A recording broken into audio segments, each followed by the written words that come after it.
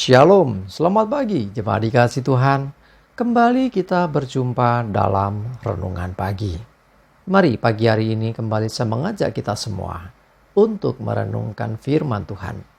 Supaya dengan melalui firman Tuhan, hidup kita akan terus dibangun. Dan kita pun akan semakin bertumbuh, diteguhkan dan dikuatkan dalam iman dan pengharapan.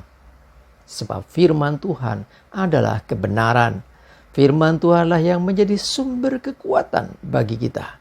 Bahkan firman Tuhan juga yang akan terus menuntun kita dan menerangi setiap langkah hidup kita. Mari jemaat dikasih Tuhan, sebelum kita merenungkan firman Tuhan pagi hari ini, kita akan bersama-sama berdoa terlebih dahulu.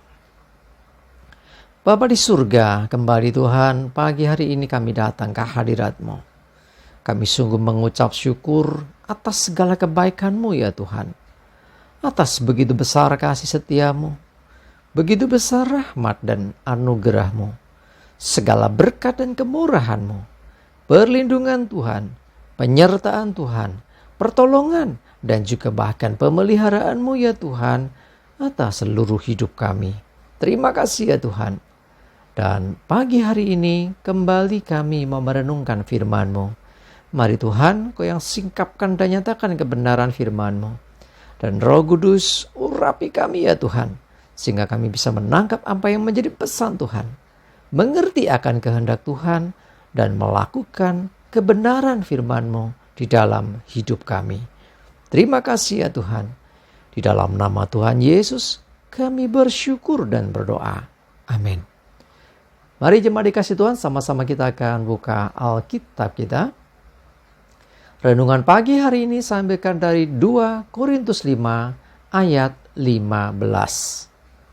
Saya akan bacakan. Dan Kristus telah mati untuk semua orang, supaya mereka yang hidup tidak lagi hidup untuk dirinya sendiri, tetapi untuk Dia yang telah mati dan telah dibangkitkan untuk mereka. Jemaat dikasih Tuhan, kita percaya dan kita bersyukur bahwa kita telah beroleh pengampunan. Kita beroleh pentahiran oleh darah Yesus. Kita beroleh anugerah keselamatan di dalam Yesus. Nah, melalui pengorbanan, yaitu kematian Tuhan Yesus di atas kayu salib. Jadi Yesus mati buat semua orang. Ya, dan orang yang percaya kepadanya, dia diselamatkan. Nah, kalau Yesus memang mati buat semua orang, termasuk buat saya dan saudara, buat kita. Tetapi Tuhan ingin supaya kita bukan mati buat Tuhan. Ya, Tuhan ingin supaya kita hidup. Kalau Yesus mati buat kita, kita harus hidup bagi Dia. Ya, hidup bagi Yesus. Hiduplah dan ceritakan tentang perbuatan Allah. Ceritakan tentang apa yang Tuhan kerjakan bagi hidupmu. Ya, jadi beda ya. Kalau Tuhan memang harus mati di atas kayu salib untuk menebus kita dari kuasa dosa dan maut, untuk menyelamatkan hidup kita. Tetapi kita yang telah diselamatkan, kita yang beroleh hidup yang kekal, nah kita harus hidup untuk Tuhan. Hidup menceritakan akan perbuatan Tuhan, menceritakan akan apa yang Tuhan kerjakan. Jadi dengan kata lain, kita menjadi saksi-saksi Tuhan di tengah-tengah dunia di mana Tuhan menempatkan kita. Jadi karena tugas saksi, ya saksi harus bersaksi. Tidak ada alasan lain. Tuhan tidak ingin kita jadi saksi bisu. Ya, kalau bicara saksi bisu itu berarti bicara tentang sesuatu benda biasanya ya. Diistilahkan saksi bisu. Tetapi Tuhan ingin kita menjadi saksi yang hidup.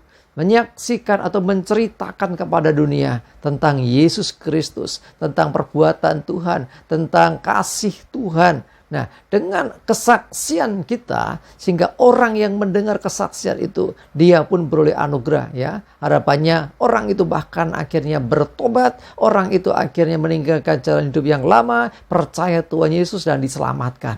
Ini tujuan kesaksian adalah seperti itu. Jadi orang jadi mengenal akan Allah, mengenal akan kebenaran. Nah, karena itu Tuhan ingin kita hidup. Ya, Yesus mati supaya kita hidup untuk Tuhan yang telah mati dan telah dibangkitkan untuk kita. Ya, Yesus sudah mati dan bangkit lagi untuk saudara dan saya. Karena itu kita yang beroleh anugerah keselamatan, kita yang beroleh anugerah hidup yang kekal ini, diberikan oleh Tuhan kesempatan tinggal di dunia ini, hidup di dunia ini untuk kita hidup bagi Tuhan, menceritakan tentang Tuhan, bersaksi tentang Tuhan. Nah, jadi artinya hidup saudara dan saya ini berharga karena Tuhan. Ya, sekali lagi, hidup kita ini berharga karena Tuhan yang mengaruniakannya kepada kita.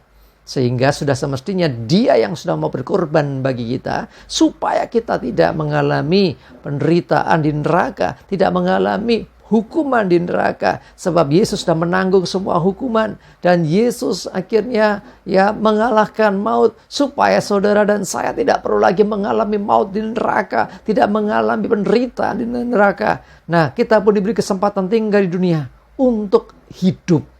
Buat apa hidup? Untuk menceritakan, untuk bersaksi tentang Tuhan. Mari jemaat dikasih Tuhan, karena tugas orang saksi memang bersaksi. Jadi itu yang harus kita kerjakan. Dan kita diminta untuk tidak hidup bagi diri kita sendiri. Ya, tidak lagi hidup untuk dirinya sendiri, tetapi untuk Dia. Dia siapa? Dia Tuhan Yesus Kristus yang telah mati bagi kita. Yang Dia sudah menggantikan posisi kita. Ya, mati di atas kayu salib menebus kita dari kuasa dosa. Dan semestinya kita milik Dia. Dulu kita milik dosa sehingga dikatakan hamba dosa. Ya, setelah dimerdekakan dari kuasa dosa, kita jadi orang merdeka. Dan kita ini sebagai orang yang dimerdekakan Yesus. Artinya hidup kita ditebusnya, dibayarnya kita dari kuasa maut dan dosa itu. Sehingga kita sekarang menjadi milik Dia yang membayar hidup kita. Siapa? Tuhan Yesus. Nah, untuk itulah Tuhan mau supaya kita hidup bagi Dia. Jemaat dikasih Tuhan, jangan egois lagi. Jangan hidupku sendiri lagi. Jangan mikir kesenangan sendiri. Jangan hanya mikir dunia saja.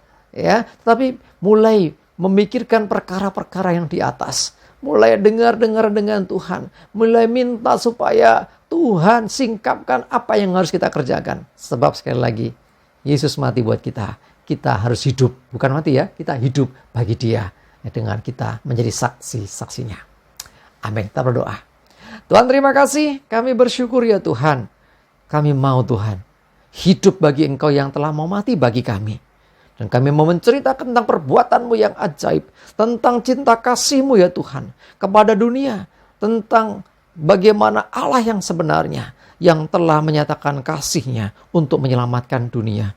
Yaitu melalui pengorbanan Tuhan Yesus. Terima kasih untuk semua yang telah Kau buat ya Tuhan.